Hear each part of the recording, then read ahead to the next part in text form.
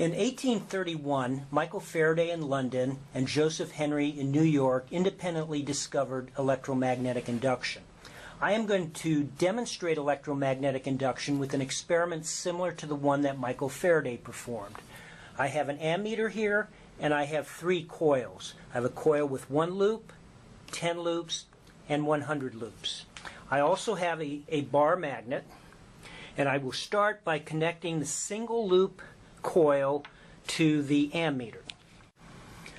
I now have the single loop coil connected to the ammeter, and I'm going to move the bar magnet into and out of the coil. And if you watch very closely, you can see a slight deflection of the ammeter needle. Okay, so now let me connect the 10 loop coil. And then I'm going to do the same thing. I'm going to move the bar magnet in and out of the coil. Now you can see more movement of the needle. In fact, if I go very slowly, you see just a little bit of a deflection. And if I go quickly, you see a greater amount of deflection. Also, as the magnet is going in, the needle deflects to the right.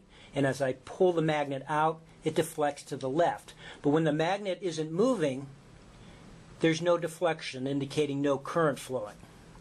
Okay, so when the magnetic field is changing going into the coil, there's a positive current flowing. When it's changing coming out of the coil, there's a negative current flowing. And now let me connect the 100 loop coil.